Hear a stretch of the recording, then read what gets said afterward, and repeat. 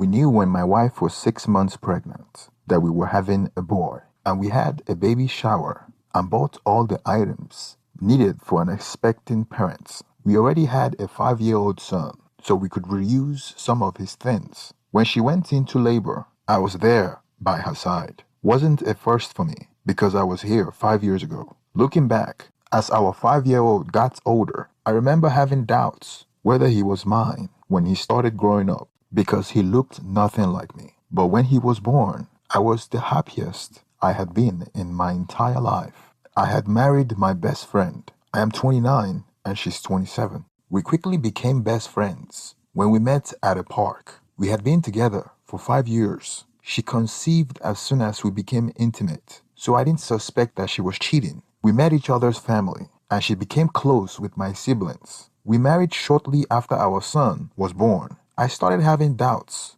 when he was getting older. He did not look like my child. The more he starts to grow, the more I realized just how different he looked compared to what I expect a child of mine to look like. I had niece and nephews, and so did my wife, and I have spent time with them. My son didn't even come close to looking like anyone on my side of the family. The shape of his face was different from what I would expect my side and my wife's side of the family to look like. It wasn't so obvious to cause me to panic or be paranoid enough to let that alone drive me. It was my 304 of a wife that really set my alarm bells ringing. Whenever she went out, she never went where she said she did. She would have huge holes in her schedule she could never explain to me. For example, one weekday, she told me she was coming home from work late because she had to visit her friend in the hospital.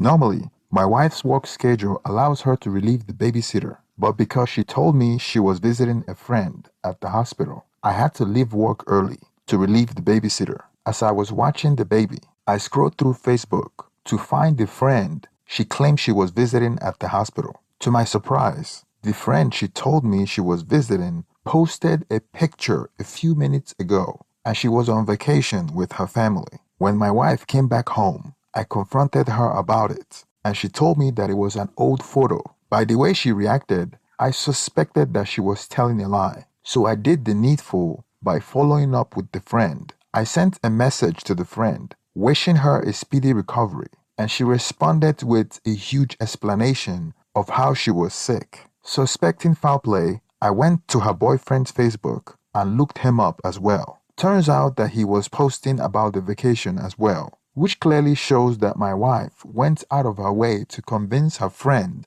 to lie to me. I could go on several similar instances. She refused to allow me to interact with anyone from her workplace, and I suspected she was cheating when a close friend of hers texted me accusing her of flirting with her boyfriend at the time. I confronted her and she claimed that she had a falling out and she's trying to destroy her marriage. I took it with a grain of salt and never completely believed her. At some point, her lies started catching up to her soon after we got married. Still though, I loved her like a fool I was. She told me up and down how much she loved me whenever her lies caught up with her. When I catch her in her web of lies, she would try to guilt me by saying that I was too controlling, judgmental, and I was smothering her. So when she got pregnant, I thought it would be a fresh start. I thought we would hit the reset button. Here I was in the labor room, waiting for what I thought was my second biological son, comforting my so-called wife in the presence of the medical staff who were preparing for the impending delivery. She was in so much pain, saying that it was my fault that she was going through all this pain. As I stood there by her side, holding her hand tightly, offering words of encouragement and reassurance, the atmosphere was charged with anticipation. I can remember every second of that moment because it marked the most traumatic experience of my life, more than the birth of our 5-year-old son. As the contraction intensified and the medical team guided her through the stage of labor, as they coached her on the breathing techniques and provided support and comfort throughout the process, I was still by her side, holding her hand. I wished that I could take on the pain she was feeling at the time. As the medical team prepared for the final stage of delivery, I was ready to welcome another son into the world. Finally, the moment arrived. Still by her side, witnessing the culmination of months of anticipation and love. I heard the baby cry before I saw him. When I finally saw him, I was a bit confused because it looks like a mixed baby.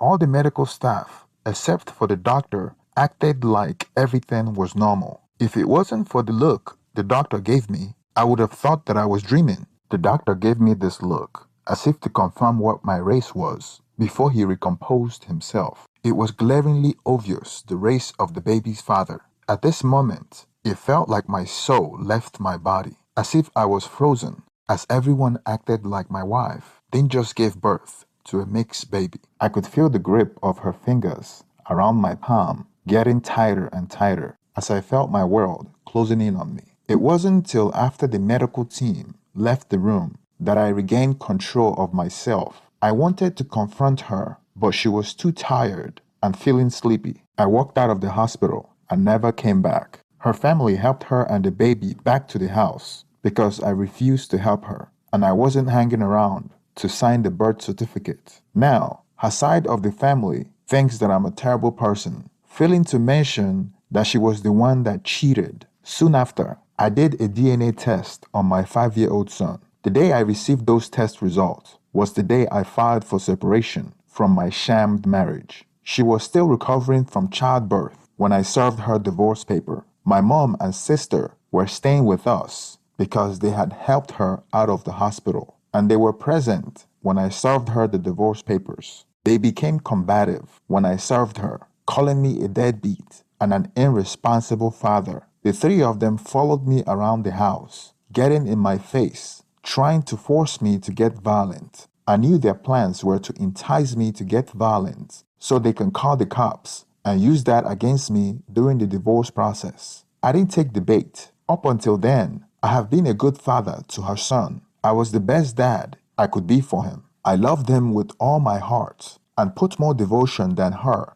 into being the father he deserved. Now though, when I see him, I am filled with disdain. Disdain for the harlot that I have been with for 5 years, and disdain for myself for not trusting my instincts. I have wasted 5 years of my life. Everything that I have and work for is gone, and the emotional toll is even worse. I have been told by multiple people that I am a monster for leaving my son like that. I basically left with a few clothes and went and stayed at an extended stay hotel. I would remain there till I found an apartment and move some of my things, but I will leave all my furniture with her.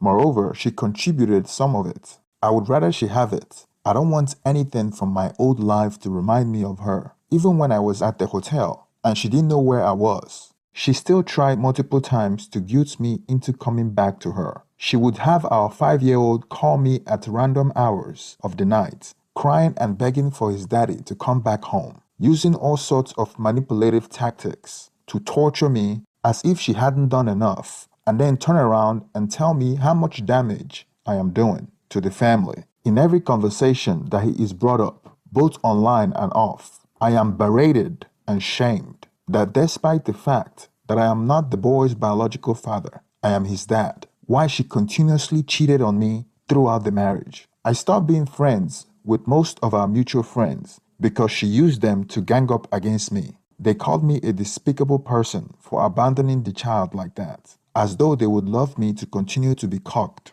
Despite how difficult it was for my parents and siblings, they stood by me. They told me that they supported whatever decision I made. My parents especially, because they have bonded with her son and babysit for us sometimes. I understand how hard it is for them, but any moment with him reminds me of her betrayal and how much of a fool I was. I have sadly come to realize that in most part, my feeling meant nothing to some of our closest friends and family members. They felt I should man up for a child that isn't mine. I understand that the boy is innocent, but so am I. The fault lies with his mother, but nobody seemed to be holding her accountable. All they think about is how I'm abandoning a son that the DNA already proved that he wasn't mine. I know that the man he called his father for his entire life just walked away, but I am expected to man up and act like everything is fine. Some friends and family tried to guilt me, saying that I never loved him or was always looking for a way out. It is hard to convey my emotion through writing words, but for them to be accusing me for allowing the vitriolical hate to fester towards my wife to destroy the life of my 5-year-old son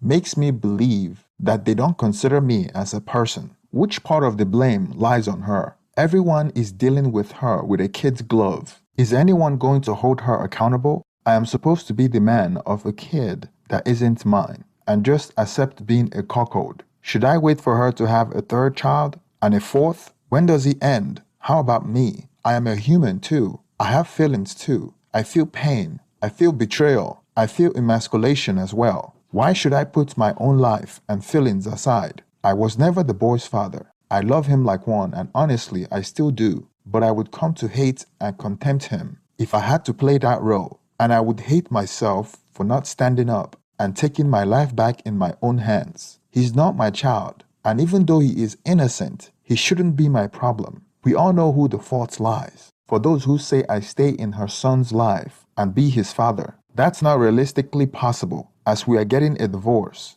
and I am getting a disestablishment of paternity. You seem to be forgetting that I have been cheated on, lied to, and used by a vile self-centered harlot who has now caught her children up in her lies and deceit. He is a casualty of her action and blameless. However, it can never change the fact of the harsh reality we find ourselves in. I don't hate him. I feel so sad when I think about how he feels. But all I see when I look at him is the 5 years of my life I was lied to, 5 years of my life I was used, and 5 years of built-up doubts and frustration with a woman who used me. There's no putting aside my hatred to try to be in his life, because the life I lived with him was nothing but a facade created by his mother. This is the harsh reality I find myself dealing with, and I simply cannot in good faith put myself or him through it anymore. She knows who the father is, so why isn't everyone going after her to search for him? Has everyone gone insane? This is not easy for me. I can't explain to him why I'm currently filing for a disestablishment of paternity, because she would have me paying child support as a way to continue to be part of his life. I don't know why she doesn't want to look for his real father. She already told me that she would fight the divorce and would put me on child support. She's putting in more work, fighting me to stay in the marriage than she did when she was married. All she had to do was give me exclusivity, and she couldn't even pull that off. Now it's my fault? Now she's claiming I abused her all throughout the marriage. I told her that since I was abusive, then she should do everything she can to keep her children away from me. But no, she wants me to be in his life. My lawyer said that I have a good chance of not paying child support, as he has seen similar cases in my state. But there is a chance that it doesn't go my way. I don't know. My biggest concern is not money. If it is, I would gladly pay for it, because I still love him. But I don't want his mother to use him against me. It's time for me to move on with my life and start afresh. I have made a colossal mistake, and the time and trauma is something that I could never get back. Well, that's a very sad story. As we all know, paternity fraud is surprisingly common, and I empathize with the original poster. I don't know how the disestablishment of paternity would go, but from my understanding, whether it can be done without the biological father's consent depends on the laws of the specific jurisdiction and the circumstances surrounding the case. Some jurisdictions may allow disestablishment of paternity without the biological father's consent under certain conditions, while others may require his consent or involvement. Most states and countries are moving towards prioritizing the welfare of the child at the expense of the legal father, therefore encouraging more paternity fraud. The welfare of the man is not a concern to the state. This is contributing to a high self-deletion rate, because men to the state are disposable. To them, all men are good for is paying taxes and dying in wars. Remember the scene in the Titanic where women and children goes first. That's the family court in a nutshell. In the family court, men are supposed to be accountable for the decision